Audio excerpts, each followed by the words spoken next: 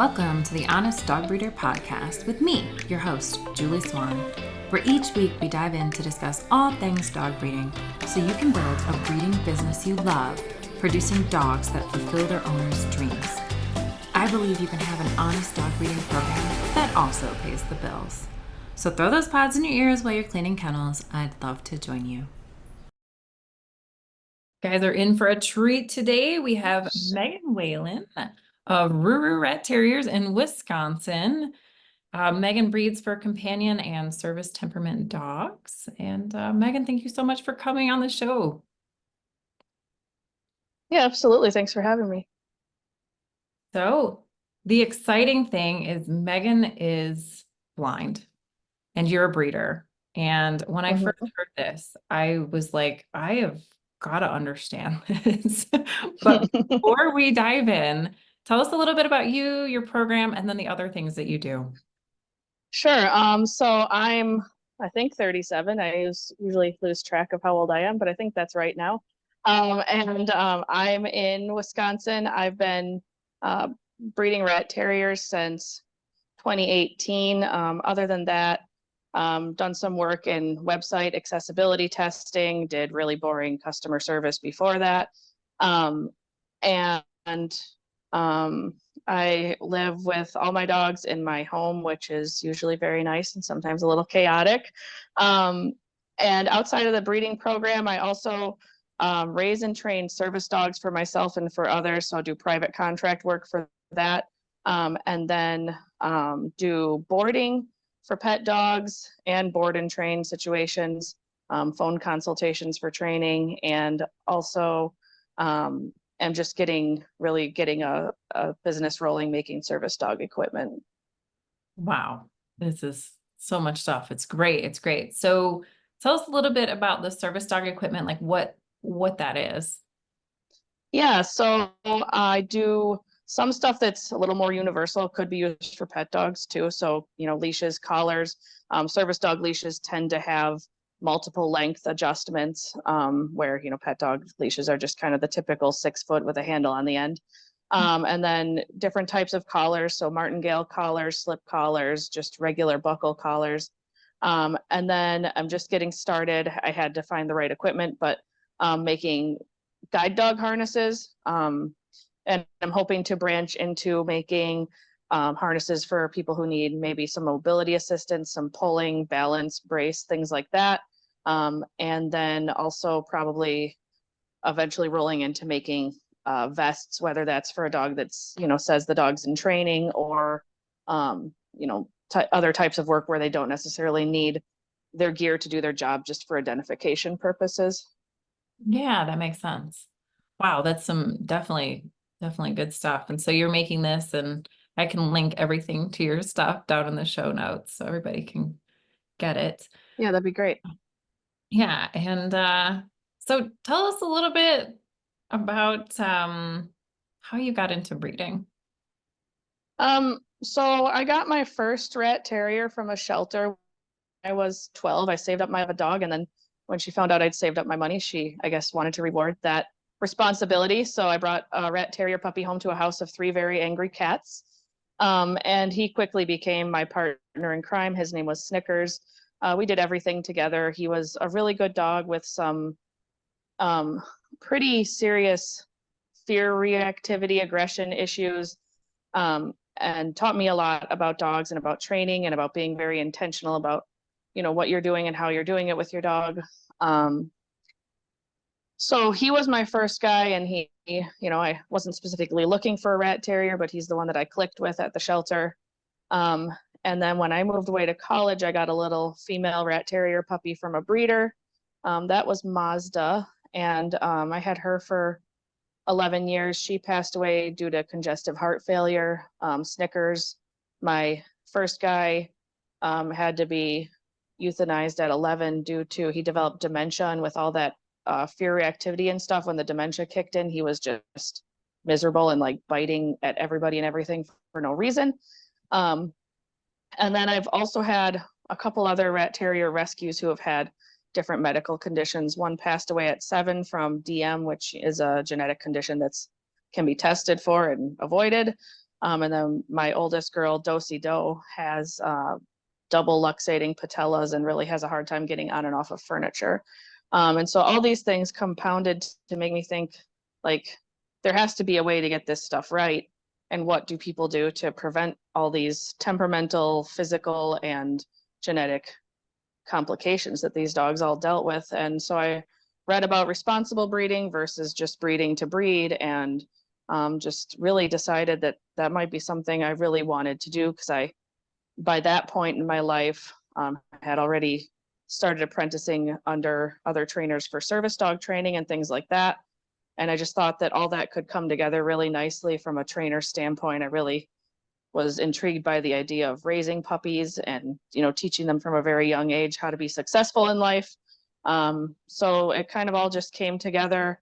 And then in 2017, I got the opportunity to work from home for my current employer at the time. And so that gave me the space to get my first prospective breeding pair. So I brought home Mayhem and Chaos in August of 2017, raised the two of them up, and they did both pass all their health clearances and were really nice dogs. And I had my first litter in October of 18. And it's just been a gradual acquisition of more rat terriers and more puppies. And that's kind of how it all got going. And now I'm to the point that that's all I do. I don't have a secondary job anymore. So I met that goal last summer. That's great. That's great. Yeah. And I feel like rat terriers are hard to have just one. Like, you do kind of collect them. It seems to be a thing. They're highly collectible. Yeah. And they're just, I have 5 of them laying around me right now. They're just like, oh, you're sitting down, we're sitting down. So they're just very adaptable and easy to live with. So yeah. And you have a Weim with you, right? A Weimaraner. I do. Yeah. She's that's Tribby. She is just about 16 months and about, I don't know, she's probably got maybe another month, if I really buckle down, another month of training before she's learned everything she needs to. She's my next guide dog. So she's functional at this point and just has a few more things to learn. So. And you've done all her training? I have. Yeah. I got her at about 3 months old. So how does that work? How do you, can you give us a little rundown on how you train a service dog to do guide work?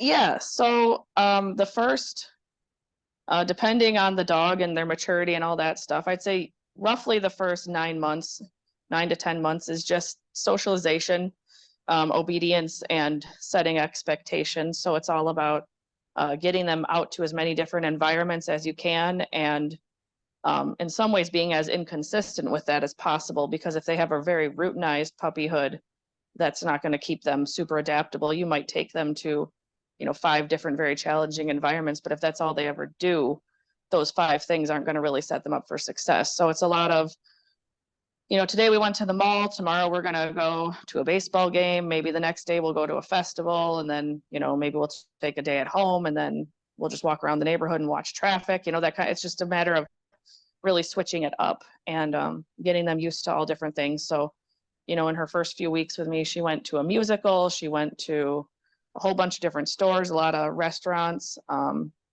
things like that. So it's just getting them used to being in all these environments, and then working on basic obedience. So sit down, stay, come, all that stuff. And then basically just working with them so that in all environments, they're just as reliable with all those obedience commands. And then the other thing that they learn, I don't know that everyone does it this way, but as young puppies, I teach them how to do pivots to the left and right. So they learn left and right. They learn those commands as little puppies and learn how to back up, and just like a lot of body awareness and kind of how to move their bodies, so that when they're older and their responsibility is to take me around and avoid obstacles, that footwork is very natural for them when I start teaching them what I need from them. So then around roughly a year old, somewhere between a year and 15 months usually, they can start learning how to pull in the harness. So then as a guide dog, their job is to travel in a straight line, stop for changes in elevation, whether that's, one step into the street or a whole flight of stairs. Also indicate obstacles. So if a kid leaves their bike in the sidewalk, to take you around that safely. overhead obstacles too. So tree branches, things like that.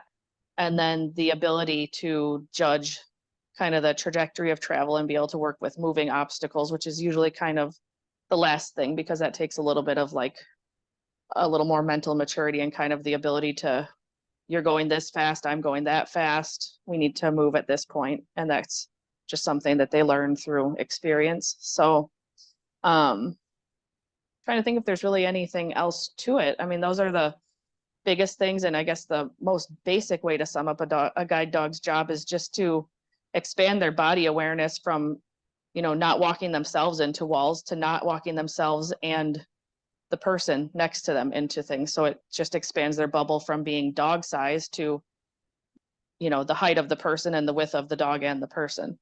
That's obviously very oversimplifying it, but that's really in the end, all you're teaching them to do is just like, because the dog wouldn't, you know, walk into a pole, right? But also being aware that they're responsible for all the space that you take up as well, and making sure you don't walk into that either.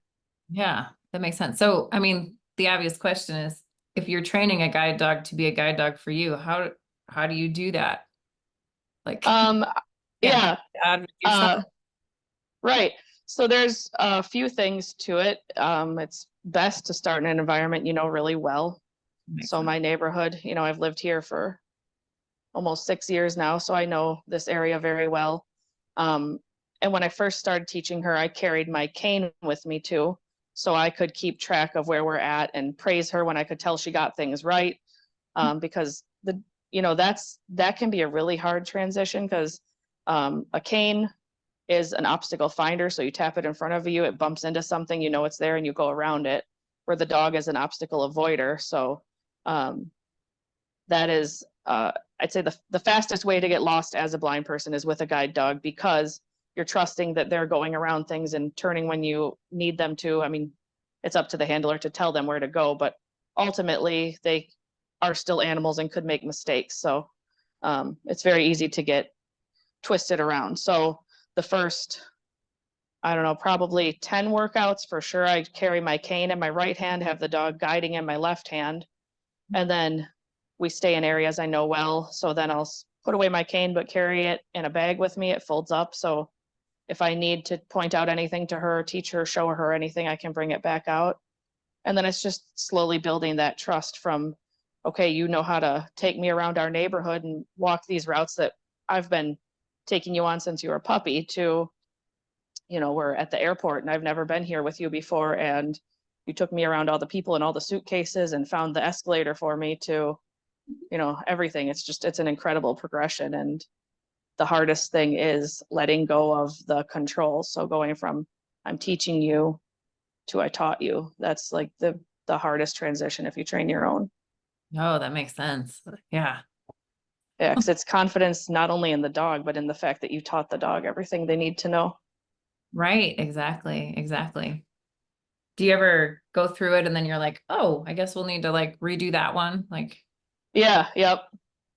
And I sometimes go out and do things knowing like, okay, she's not so good at clearing things that are like at shoulder height on my right hand side. So I just kind of have to accept that we're maybe going to have to mostly be working, but do some training too, you know. So that's it's kind of a hybrid approach. Sometimes it's not just like this dog is in training and now this dog is trained. Sometimes there's some environments where they're fully trained and ready to go, and then some things that for whatever reason she and I haven't worked on yet.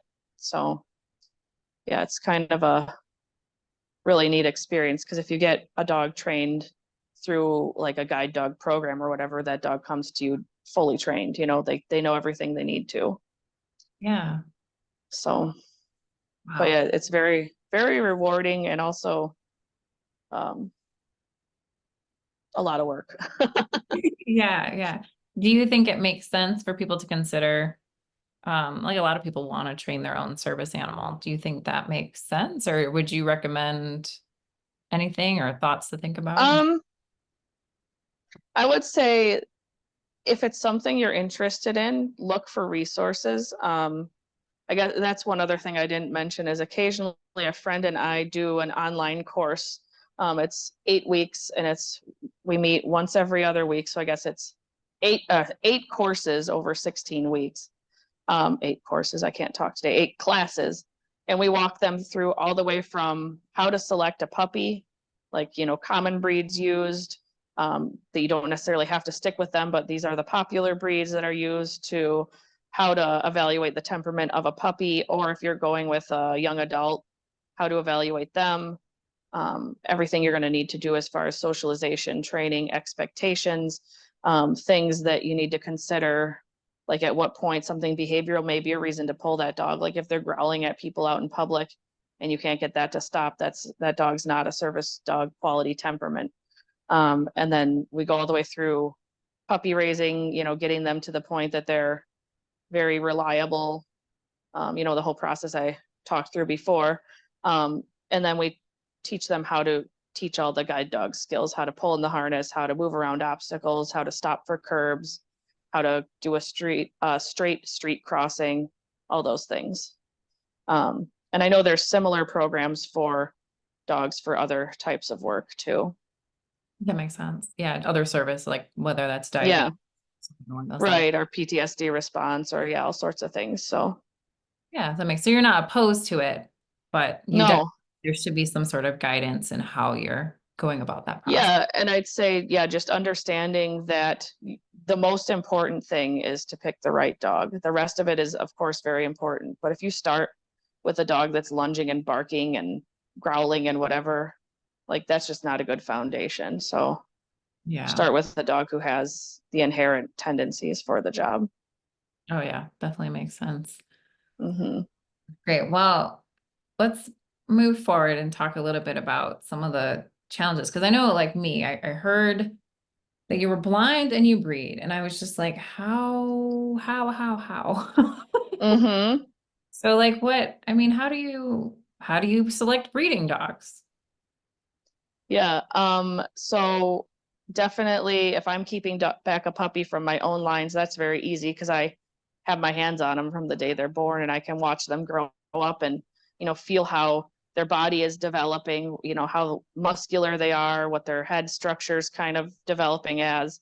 I've seen about 150 puppies from birth to 8 weeks now, and starting to be able to tell really probably, I don't know, 3 or 4 litters in, starting to really be able to look at even just like the shape of their face at 4 weeks, and starting to tell like, okay, this puppy's probably going to have more of this structure. This one's probably going to be a little snipey in the face, or going to have, their stop's going to be too sharp or too not sharp. So really looking at that kind of stuff, and then just continuing to watch them as they grow. And also with those puppies, when I'm selecting one from my own program, I pay very close attention from when they're first born, not just, physically like what their structure is, but how they respond to touch, how they feel in my hands. Like, is this puppy relaxed in my hands when I pick him up? Like, do all his muscles go loose? Will he lay on his back in my palms? And if he does, is he doing that with all his feet in the air, like just doesn't care, happy, relaxed? Or is he on his back with all his paws tucked in, like accepting it and not enjoying it, And so I pay attention to all those things too. And then if I am getting a puppy from another breeder, I ask them questions about, how the puppy is interacting with his litter mates. Once they're up and running, is he the first one out of the pen in the morning, or is he pushing all the other puppies out of the way at the food bowl, or is he like eating the scraps after everyone else came to the bowl, or kind of what's his place in the litter? And then I also do ask them, what does he do when you pick him up? Like, do his muscles get tight? Does he like go right to licking your face, or does he will he let you hold him on his back? And if you can do it, is he relaxed, or is he just stiff? All those things. So I ask a lot of those questions of them, and just try to really, rather than just like, hey, what's this dog's temperament? Unless it's someone I've worked with a lot and trust that they, understand what I'm asking for. But if I'm working with somebody new, I ask those questions to get the information I need. And then I also do, get pictures and share them with friends. And I have one friend who's really good, and she'll look at a puppy and she'll be like, yeah, that looks like, kind of like Mayhem's build with, I don't know, Chaos's face or something like that, you know, and then I can start to picture like what that puppy or what the parents might be like. So That's kind of where that's you kind of gave your how, initial, yeah. like where I'd like to buy my next breeding dog from. And it's hard Mm-hmm. too, because red terriers are not particularly consistent. I think Right. there's a lot of variation. The breed itself hasn't honed down in the way that, say, like my German short hairs are pretty similar. Right. It's interesting. Um, that's good. What else? So, okay, so that makes sense. But then like, so for whelping, right? Like Mm-hmm. how does that change, you know? Like, do you know when she's coming in to have her puppies? Like, how do you know they're coming in heat? Like, how do you do this? Yeah. So I of course, keep good records about when they were last in heat. I set reminders on my phone so it'll start like, I don't know, maybe a couple weeks before I think someone's gonna do it, come in, I'll just get a reminder that's like, check on Pizzazz, see how she's doing, whatever. So what that is for me, rather than looking for blood, is Mhm. I will start touching them really gently, just like below their tail, you know, like right above their vulva, right there. And before they come into heat, I'd say at least 4 days to a week prior, the tissue there just starts to firm up a little bit even before it swells. Mhm. Um, and so I start watching for that.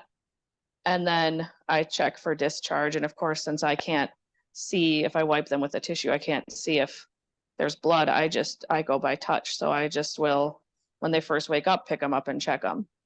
Um, when I was first starting and hadn't really gotten comfortable with all that, I would wipe them and just send dirty tissue pictures to my breeder friends. But you know, it worked. It was a system that worked for me initially, and now I know my dogs, and you know, I've been through enough heat cycles that I know all the signs, and you know, trust my boys' judgment too. I know which ones are eager early and which ones are right. So just kind of a series of things that I pay attention to her. I pay attention to how the pack as a whole is acting. I know when they're all just extra vocal that we're getting very close to the time that I need to put her with someone if that's the plan. Um, and so that's how I do that. And then I definitely find the reminders on my phone very helpful just to remind me when I need to start checking them. But I do also just kind of try to tactily just look over everybody every day anyways, just for their own health and you know, see where they're all at. I keep nail clippers right by the back door so that as they're going outside, I can be like, nope, sorry, do a nail trim and then let them out. So, but yeah, so it's all very much by touch. As far as whelping, um, I keep them with me pretty much constantly the week before they're due. Mhm. So my dogs rotate, so they take turns sleeping upstairs with me and then spending the night in their kennels overnight. And so my girls, when they're getting ready to whelp, they spend every night with me and I keep them on a leash so that if they try to like jump out of bed and go have puppies under my bed, that's not an option. Um, and then same thing, you can start to there's a lot of tactile information, obviously from their milk dropping to, you know, when they start shedding their mucus plug to um, usually the day they're going to whelp. There's just differences that you can tell tactily with like just like her vulva just is different. It's like softer, different, you know, whatever. So a huge part for me as a breeder is like it's hard for me to bring in like a 4-year-old girl just for one litter if that would benefit my program because I am so tactile that I have, you know, I have no choice but to be. And so I want my dogs to be very, very comfortable with touch.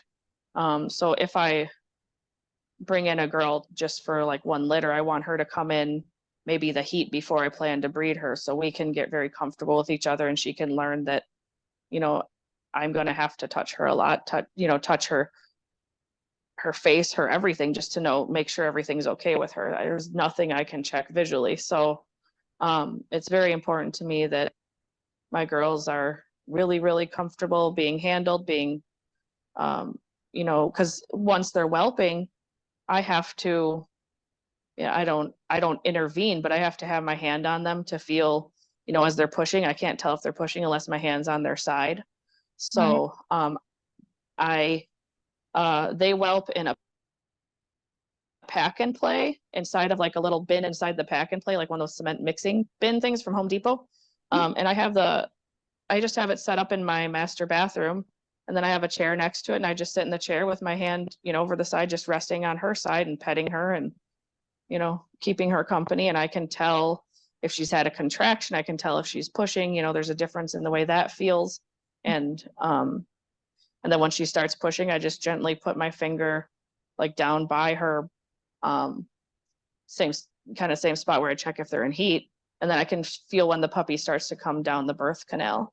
And I can tell by then just how it feels like right away if that puppy is breech or head first. And so that kind of lets me know how much I have to expect her to continue to push, if she's gotten, cleared the head already or not, and all those things. So, and then like as the puppy's born, I just gently touch to verify the whole puppy is out, and then I let her clean the puppy for a little bit, but I reach in every, 10 seconds and just check and make sure that she's got the face cleared, et cetera, et cetera. And so they're all very comfortable with me reaching in and being part of that.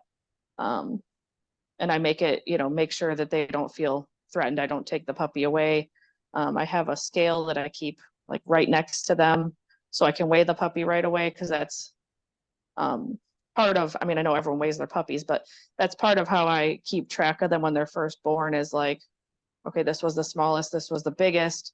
And then I have an app on my phone now, this is just in the last year maybe, that I can take a picture of that puppy, and through AI, it'll tell me what color it is. And that's super helpful. But if I get 2 in a row that it says little black and white puppy and they're both girls, like then I need to call somebody, be like, hey, I'll do video chat with a friend and say, can you describe this puppy's marking, so I can keep track of them. Maybe one has a bigger blaze, or one has more spots on her back, or maybe one's black with, a white collar and the other's piebald or whatever. Yeah. So that's how I keep track of them from the beginning. And then when I weigh them every day, same thing, either video with a friend or that app, depending on colors and patterns. Sometimes I get lucky and it's really easy. Because I have a teeny bit of vision, I can see like some light and dark contrast. So if I have like 2 boys and 2 girls, for example, and one boy and one girl are piebald and one boy and one girl are a solid color, well, then I'm going to be able to tell them all apart without any help. Or I also sometimes get some natural bobtail puppies, and then sometimes, that narrows it down too, and I don't need any help. But yeah, I just use video or AI to identify everybody. I tried little like slip hemp collars for a while, and did like 1 knot for the firstborn, 2 little knots in it for the second. And those kind of worked, but the moms were taking them off, or they're getting tangled in and pulling them off each other. So it made me nervous, so I stopped using those. That makes sense. That's pretty neat. So did the scale, does it talk to you? And it just like reads off the weight? Oh yeah. It does. I have a little talking kitchen scale, and I also have a talking thermometer. So that's handy. I feel like there's a lot of moms who just could use that in general. We can't. There's so much going on. Yeah. So that's perfect. And then okay, so then so you're knowing these temperaments so well. So you have like, well, I remember the first time we were talking about some stuff and I was asking you questions, and you were like, oh yeah, I know like on day 2 what the puppies will be like. I was like, you what? Yeah. Tell us how that works. Okay, yeah. So I'd say it's true about 90% of the time. And a lot of it is paying attention to, like I was talking about a little bit before, how they do or don't relax when I pick them up. I do early neurological stimulation, partially because of the, all the benefits of it, but it also gives me a ton of information. It tells me which puppies learn quickly. It tells me which puppies, like how they feel about things. So it's not just a series of exercises to activate their, stress response and et cetera, et cetera. For me, it's a way to gather tons of information about these puppies. So, one of the exercises is holding them on their back in your palms. And there are puppies who hate that and scream every time I do it. And there are puppies who just relax and are cool with it every time. And then there are some who kind of almost shut down, just okay, we're doing this. I'm just going to curl in a little ball and wait for it to be over. So, I really pay attention to that. Usually the ones who are kind of the little crunchers are the ones who grow up kind of needing the time to stand back and observe before they try something new. And those are the puppies that I will not put in a really quiet home that just wants a couch potato, because that dog's gonna be so understimulated that they're just gonna kind of get stuck in their head. So they need the families who are dog savvy. They don't need to be experts, but they need to be people who want a dog to take places with them, so that that dog continues to have to exercise that ability to learn new things. And so those are things I look at. And then things so the last exercise I do always is where I put them on the cold surface. And so I always do the same order for the exercises. And there's some puppies who, as I'm finishing the little tickle their toes shenanigans, they start kind of you can tell they're anticipating that cold coming next, and some that don't. And so it's that tells me this dog's really smart and really pays attention to what's going on, and is observant and just already processing and thinking and experiencing the world. So yeah, I learn a ton from that. And then it's interesting too, because a lot of times I can tell, even though I can't see when their eyes open, I can tell when their eyes have opened based on just their changed responses through those exercises sometimes too. Really? Because they can see. Yeah. So they Yeah. yeah. Yep. That's crazy. What about working with buyers? Do you ever get any pushback because you're blind?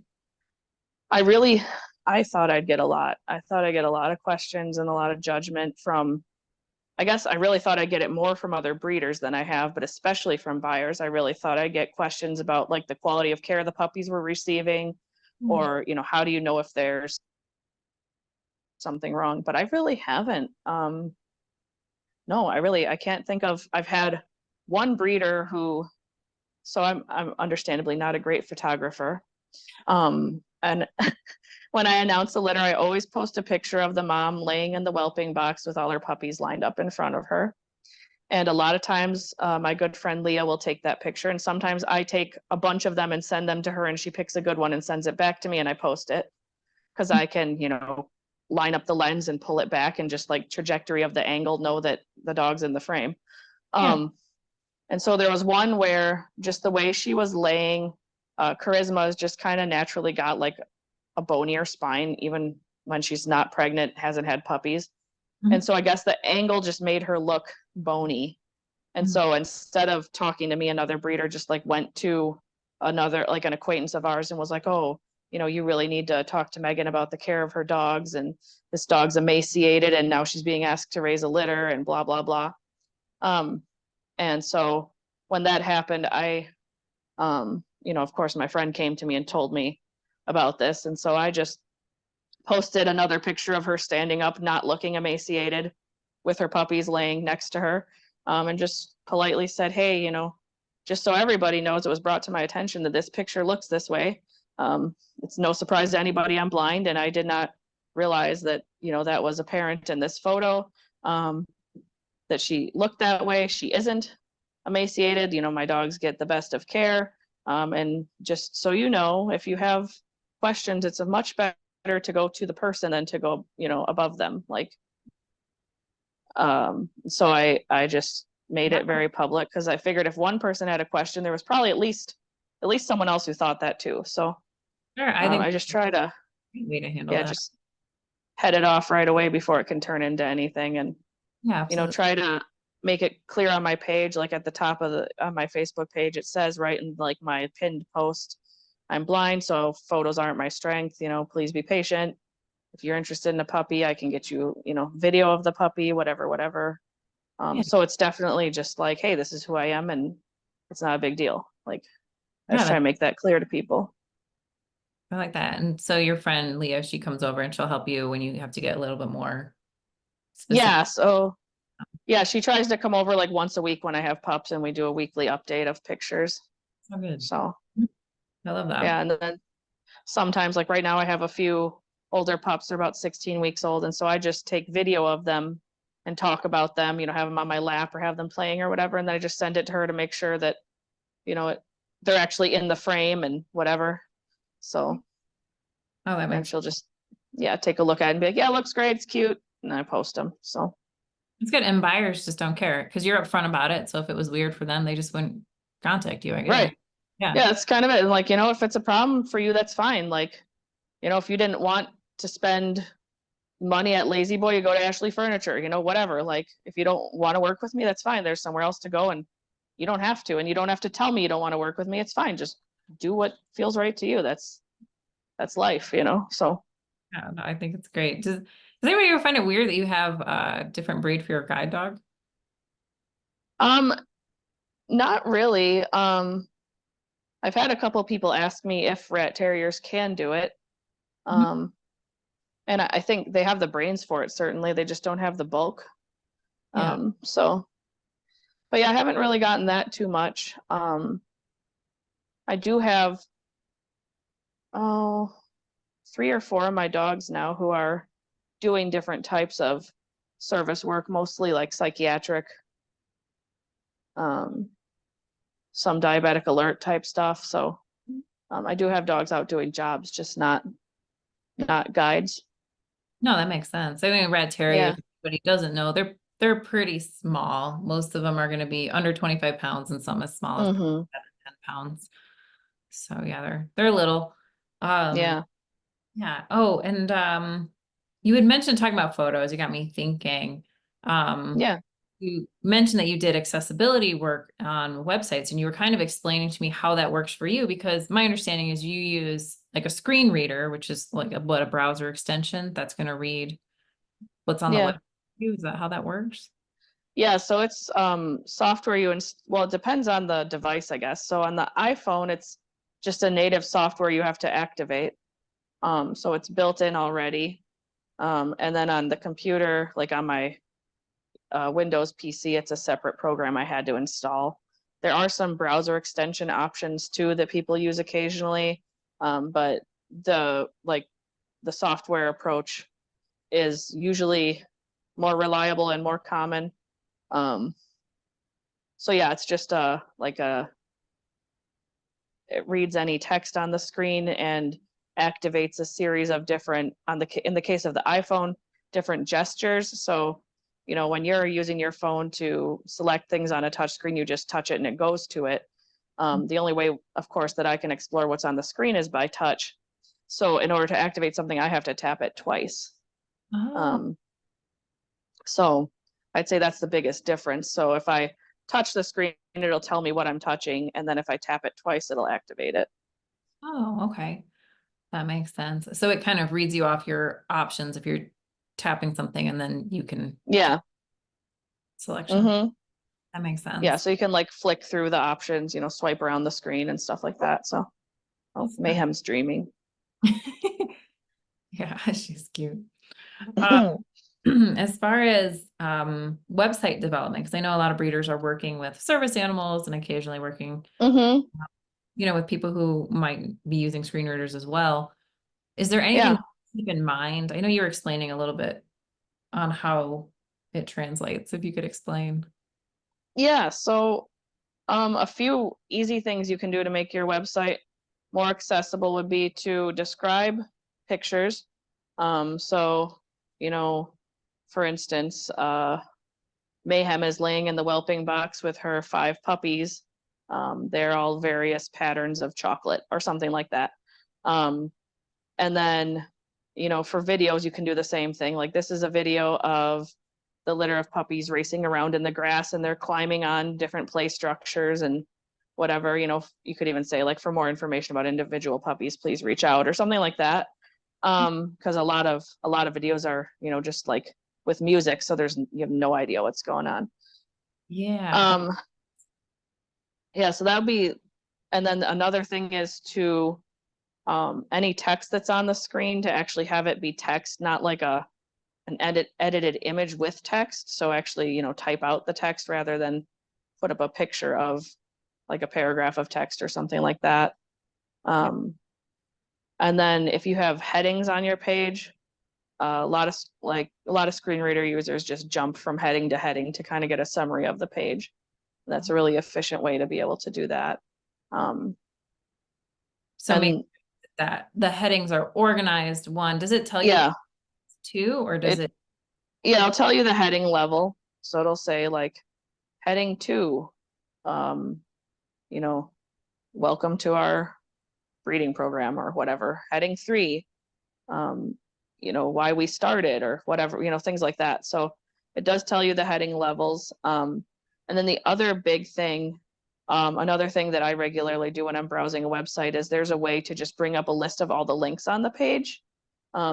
So rather than having to navigate through the whole page and find links, you can just get like one big list of all the links. So it's very helpful to not have links called click here, because then I just get a link list of, 17 click here's, and I have no idea where I'm going with those, or read more, or, things like that, just generic.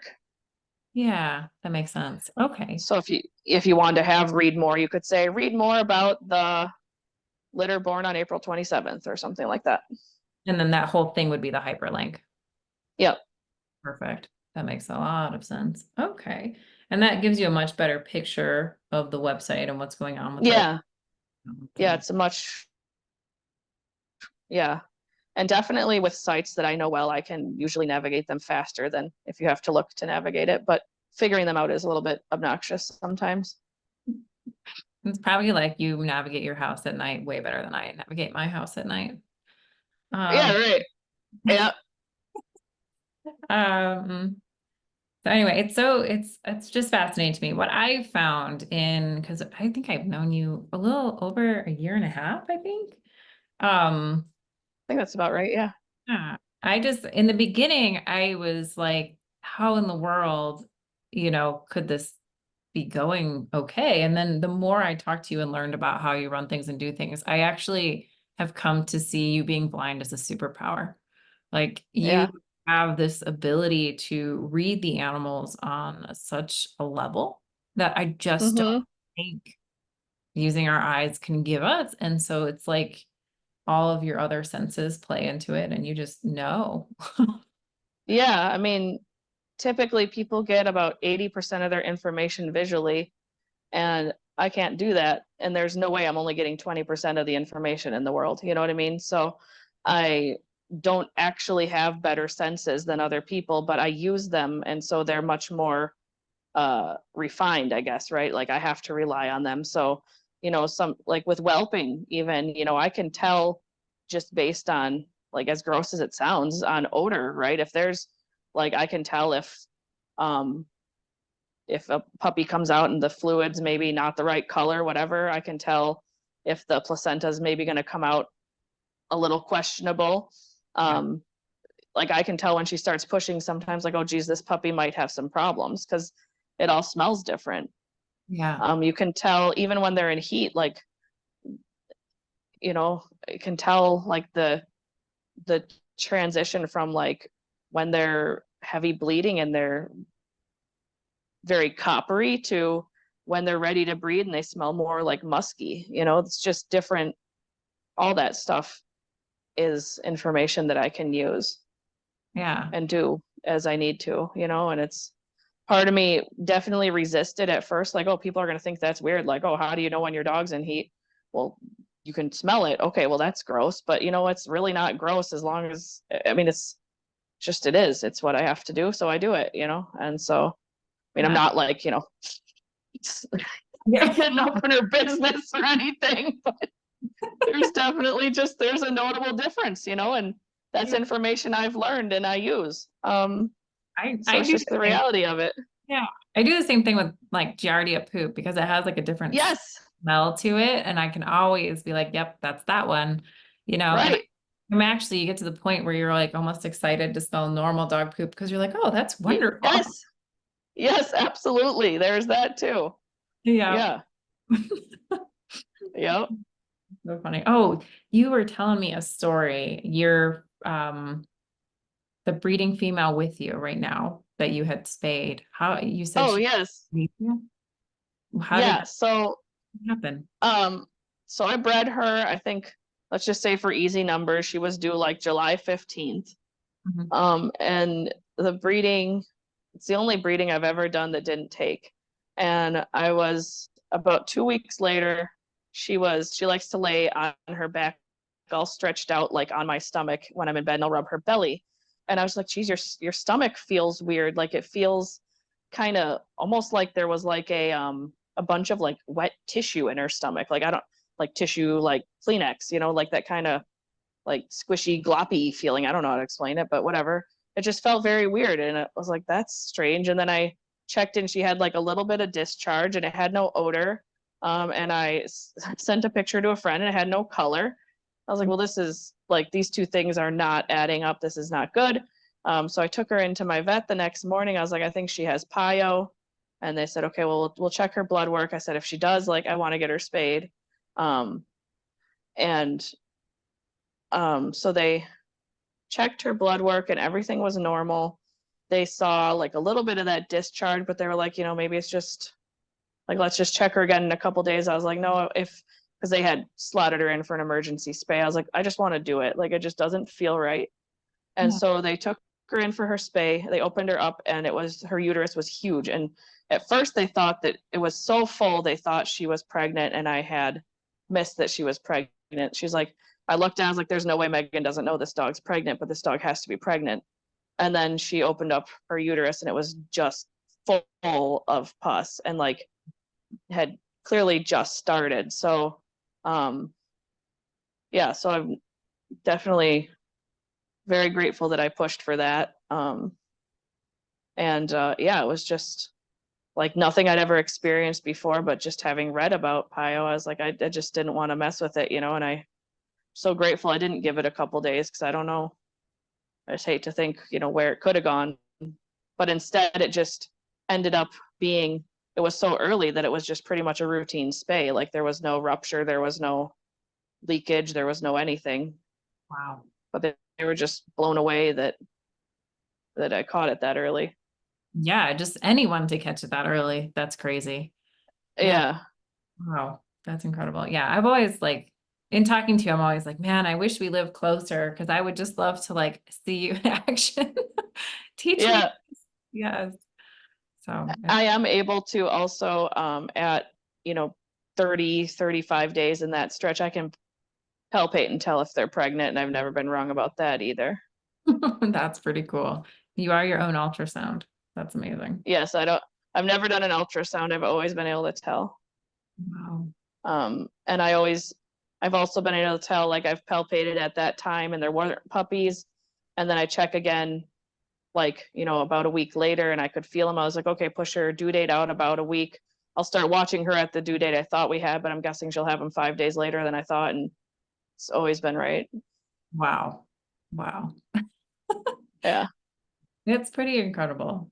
I can usually get the count. I can usually tell how many she's going to have if it's her first litter, but once she's had a litter or two and her uterus is a little more stretched out, I just can tell if there's puppies or not. yeah, that makes sense. That makes Yeah. yeah.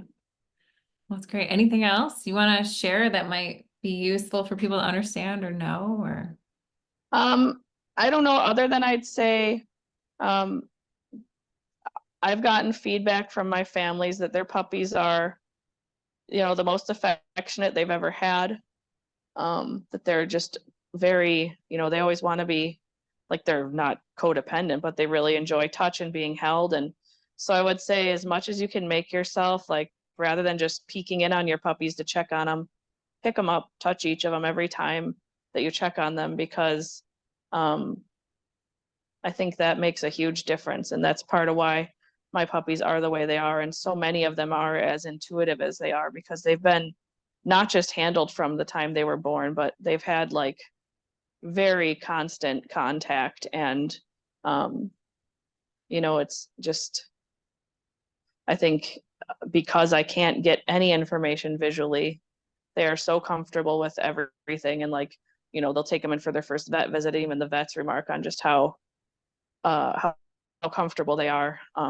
So I just say there's no such thing as touching them too much. Yeah. And you'll probably learn new things about them if you do. Yeah, I think you're right. I know I'm going to be trying some new stuff with my recent litter. Now that after talking. Yeah. Where can people find you? I'm working on a website, but right now I'm on Facebook. So it's just facebook.com/Roo Ratties, which is ROO Ratties. You can also email me, roorooratties@gmail.com. Perfect. All right. Well, I'll get all that in the show notes. People want to contact you. Awesome. Perfect. Thank you so much, Megan. I really appreciate you coming on the show. Yeah, absolutely. Thanks for having me.